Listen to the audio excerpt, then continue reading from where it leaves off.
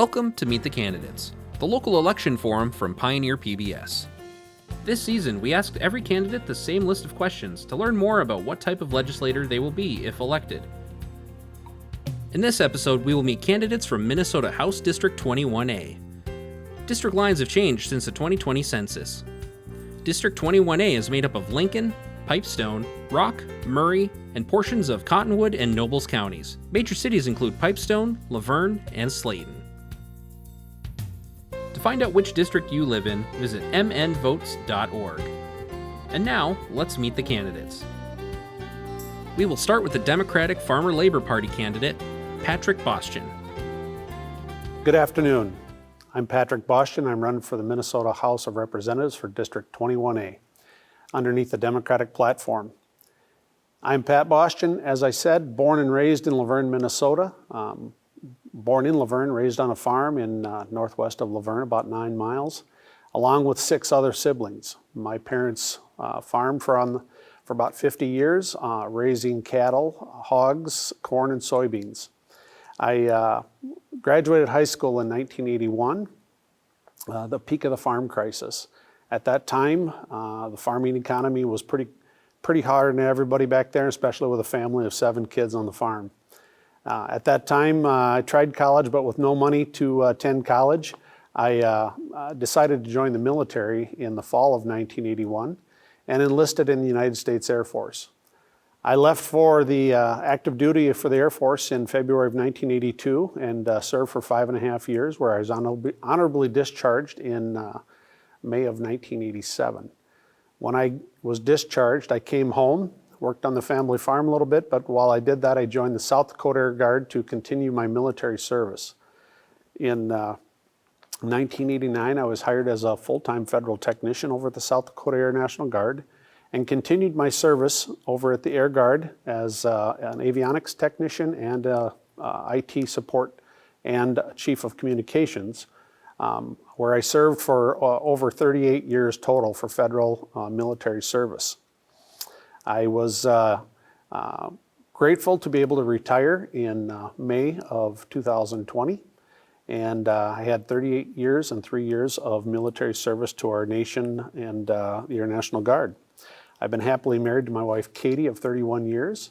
We have 4 children, ages 26 down to 19, and they all serve in the Air National Guard as well, 3 in the Minnesota Air National Guard and 1 in the South Dakota Air National Guard. I've been the mayor of Laverne for 12 years and city council member 8 years before that. I have served on numerous boards and commissions and within the city of Laverne.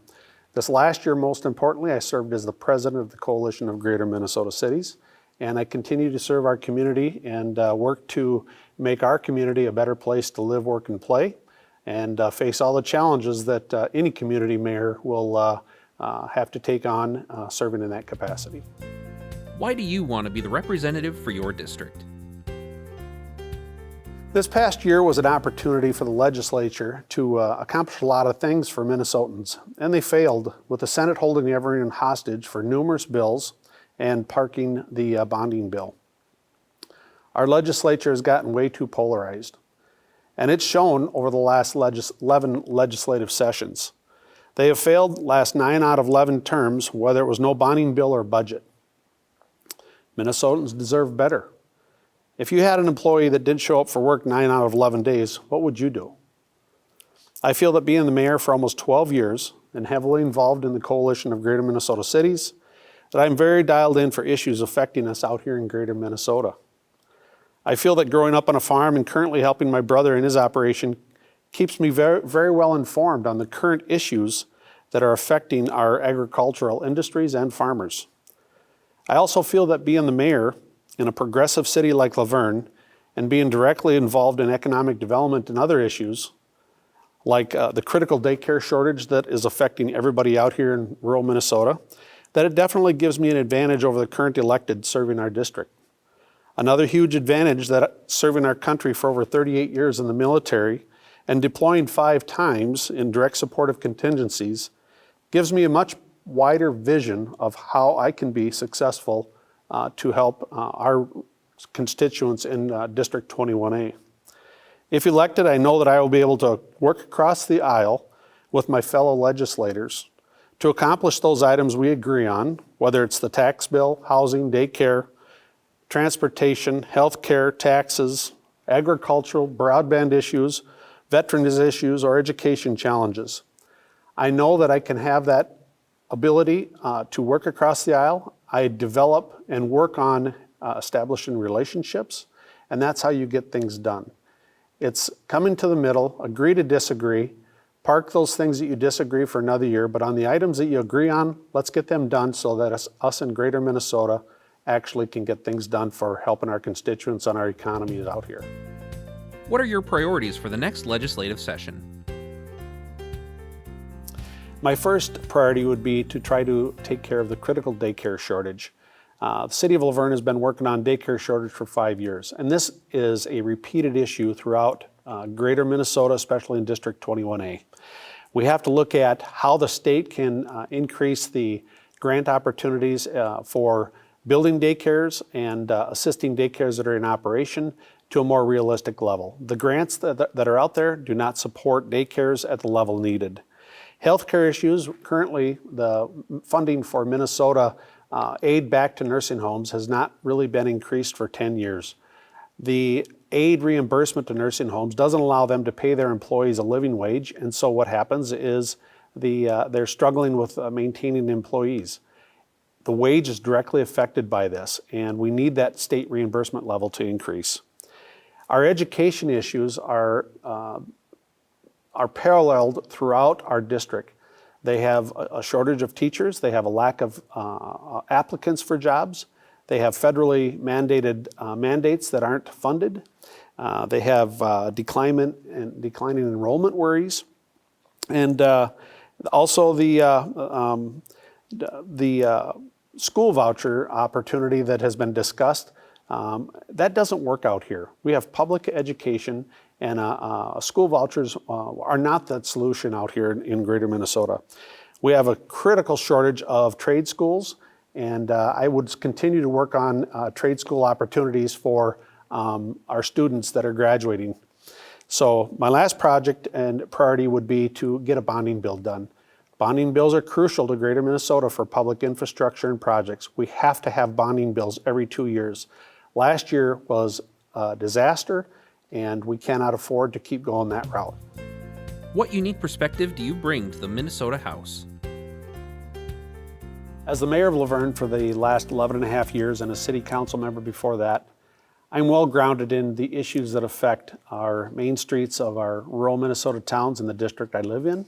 I understand the housing issues that are affecting every community. I understand daycare issues that are affecting every community, along with education issues. Being a local leader, you have to work across all different variances of people and opinions and backgrounds. And as a mayor, I've had that experience, and I can take that experience to the Capitol. In working with labor, I understand labor issues, and I was a union member myself in my career in the military underneath the federal service. I understand the challenges that are affecting our labor industry today. As a veteran of almost 38 and a half years in the military, I would like to take care of our veterans. Number one, healthcare issues, challenges of PTSD, whether it's a smoke pit, issues that affect our veterans in Minnesota are a huge important issue for me. Education, I would like to look at the education levels.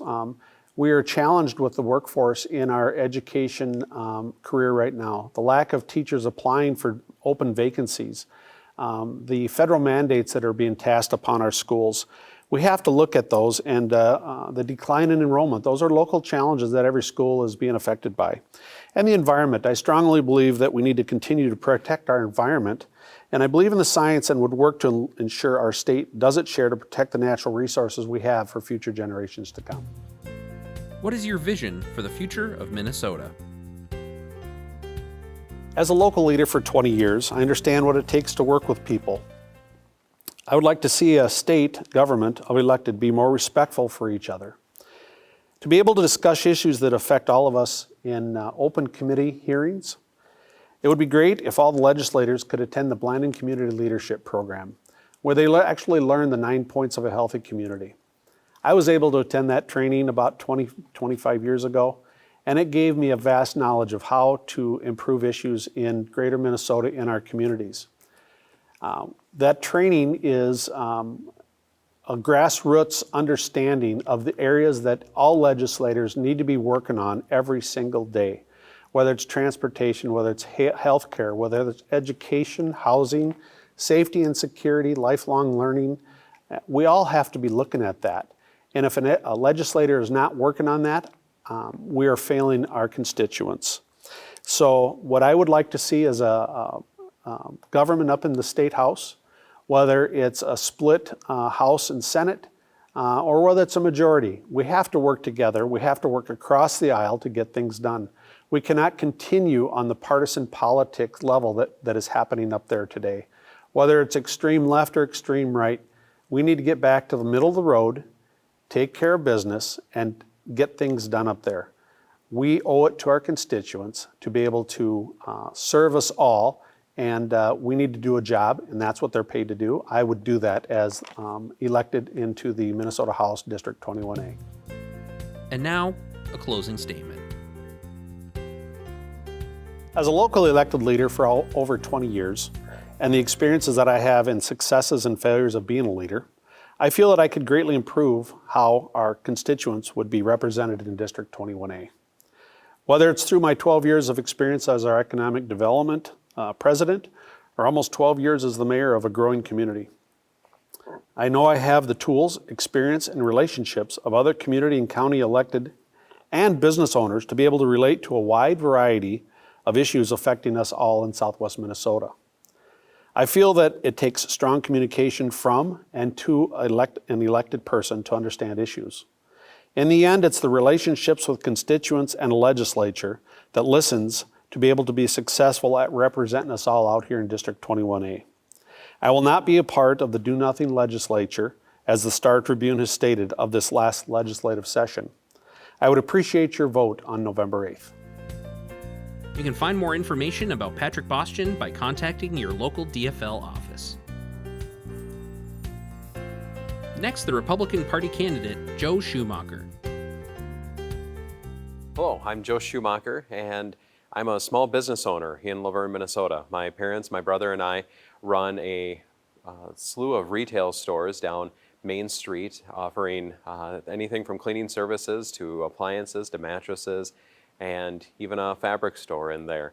We've tried to dedicate our time in our work to make sure that people have an option in Southwest Minnesota to go shopping, so they don't have to go to Sioux Falls for everything that they think they need. And so we've invested heavily into our own community to try and improve that. And I like to try and take that work to St. Paul with me as well. I bring a Main Street business owner approach to my time in the legislature. I've had the pleasure of serving the people of Southwest Minnesota for 12 years now.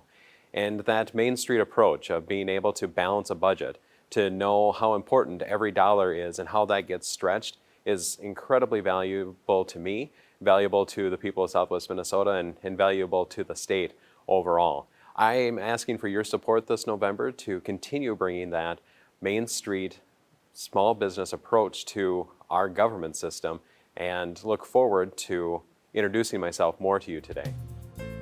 Why do you want to be the representative for your district? I've enjoyed and had the pleasure of serving Southwest Minnesota as the state representative for the last 12 years. I first got into the legislature when there was a $6 billion budget deficit, and I focused on the health and human service area because I was afraid that this deficit was going to be balanced on the backs of people in nursing homes and hospitals, and those are so critical for us in this area. The people of Southwest Minnesota are different than in other parts of the state. They're so hardworking and so earnest in what they do, and they sent me to St. Paul, and they continue to do so. While I'm not a headline grabber and I'm not someone who is trying to get at the front of the line of every photo op or steal the scissors away from someone at a ribbon cutting, that's not the approach I have. I keep my head down low. I work on the things that are important to the people of this district and in this state, and I would much prefer to have my head in a briefing memo than at some kind of political campaign function. People have known that about me. They've gotten to know that about me. It's maybe part of my Norwegian background a little bit with that. We've been able to do a number of good things in that time because of that. Now, I'm not saying I'm perfect. There's only been one who's ever walked the earth who was perfect, but I've tried my best all along the way. I make mistakes just like everyone else, and I learn from those mistakes, which I think is the most important piece of that, and that's what the experience really brings. So I'm thankful for the people of Minnesota, as Southwest Minnesota, and being able to represent those types of people at the Capitol in the way I have and can continue to do so. I'm so appreciative of that. Plus, anyone who is still living in Southwest Minnesota who wasn't lured away to South Dakota in the last little bit of time is a true Minnesotan, and those are the types of people I want to represent at the state. What are your priorities for the next legislative session? Minnesota has an historic budget surplus at the moment. What that turns out to be come February of next year, when we start to really establish our budgets, are uncertain, but right now we're looking at nearly $10 billion. But we also have issues of inflation running rampant around the world, in the country, and in our state. We have gas prices that are much higher than what they were 2 years ago. We have issues like crime and the fact that we had cities burning in the last 2 years in the state of Minnesota. And we have issues of just how much local control our school boards and our families have in what goes into the education of their children. And so these are areas that we're going to be focusing on. I'm of the opinion that the budget surplus that we have should be used more for tax relief than it is for more spending. I don't believe you can spend your way into prosperity. When it comes to law and order in this state, I want to see us be able to have tougher crimes for criminals. I want police to be able to do their jobs. And I want those who can prosecute to actually prosecute. That's why I've been endorsed by the Minnesota Police Officers and Peace Officers Association, because I want to see more law and order in this state. When we look at the other issues that are coming before us, I think we have a great opportunity to give education back to the control of the local school boards and to the parents that are there, and really just find new ways to invest and have people be able to invest locally in their own businesses and organizations, so that we can move our way out of the impending recession that is closer to us every single day. Those are the things I want to continue working on in St. Paul, and I hope you'll send me back in order to work on those immediately. What unique perspective do you bring to the Minnesota House? My unique perspective is that I'm a Main Street business owner. I sign the front of our paychecks for our employees. I know that I need to deliver every single day to make sure that that our team members have the stability to be able to bring a check home and to support their families. And so there's a lot that goes into thinking like that. And that's the kind of thought that isn't in St. Paul right now. When you look at the number of people who have their occupations listed on the website for legislators, over 20% of them are either retired or they list their occupation as legislator. Where is the connection to the people with that? I live Main Street every single day. When the governor started shutting down the state 2 years ago, he shut my business down too. And I had to ask permission in order to get that store open back up.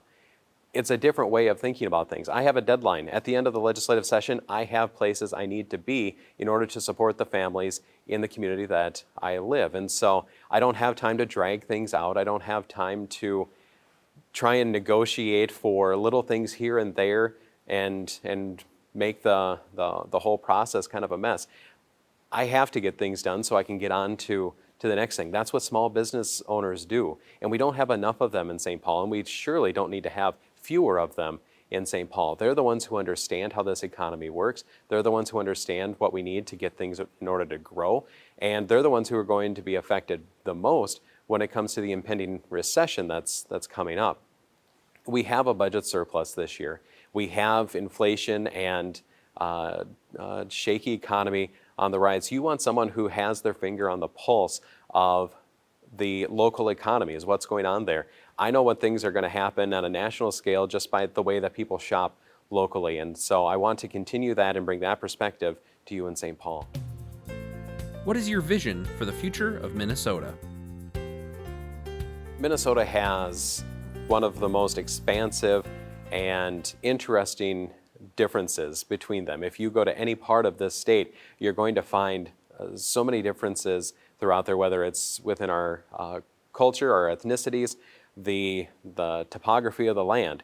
You have so many different areas to be able to utilize, and I want people to be able to utilize that to the full extent that they can. I want people to feel like this is a place where they can do business, where they can start a business. We have seen over the last couple of years how people have moved from the type of work that we've known for 2 generations to wanting to start up their own mom and pop shop type of thing. You can't do that in communities that don't support that type of effort. And so I want to see Minnesota be a state that does that. That isn't just about bringing in the biggest producer and having so many jobs come from one place, but having a diversity of businesses that come about there.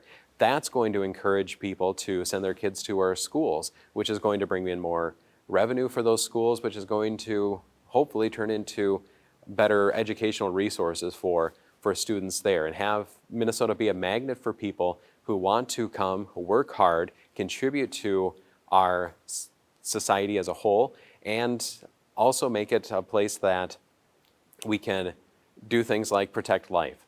We want to make sure that those who are in the dawn of life and at the end of life are being protected and that their lives are respected. And that's why I'm committing that my first vote, if I'm reelected, will be for a pro-life speaker of the Minnesota House, to make sure that we have that kind of perspective moving forward, and we can have that as our state and really start to turn the tide on where we're at currently in this state. And now, a closing statement. Thank you for the chance to express myself a little bit on what I see for this state and how I think I could best represent you. I've been happy in this election to be able to get the endorsements from groups like the Care Providers of Minnesota, who provide service to our elderly in nursing homes. I've been happy to get the endorsements of the Minnesota Police and Peace Officers Association, because I want to see law and order taken care of in this state. I've been glad to get the endorsement of MCCL, the Minnesota Citizens Concern for Life, because of my voting record on pro-life issues and my desire to see a pro-life Minnesota.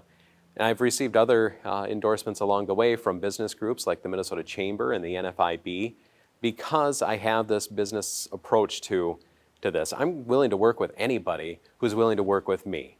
I'm not going to stick myself out there just to have someone wait for me to keep moving forward. That's not how negotiations are supposed to work, and that's what's failed in Minnesota, because we have people who focus on being retired or have their occupation as legislator and think that that's what they need to do. No, we need people who know how to cut deals, who know how to get things done, who can actually move things forward. And that's why I've been receiving support from groups like the Medical Association and the doctors that support that group. And really happy to have those types of things moving forward there. We have an excellent opportunity in this state to use this historic surplus for ways that don't spend us into eternity for our taxes, and actually get money back to the people of Southwest Minnesota. And I think that's the direction we should be taking as a state. You'll notice none of the groups that I mentioned there that endorsed me are the tax and spend type people, and I think that says a lot about me. And just want to thank you again for the opportunity to serve you over the last 10 years. It's been a distinct honor and pleasure, and I hope to do it again for another 2. Thank you so much. You can find more information online about Joe Schumacher at his website, joeforhouse.com. Learn more about voting, how to register, and what district you live in by visiting the Minnesota Secretary of State website at mnvotes.org. Remember, Election Day is Tuesday, November 8th. Thank you for watching Meet the Candidates on Pioneer PBS.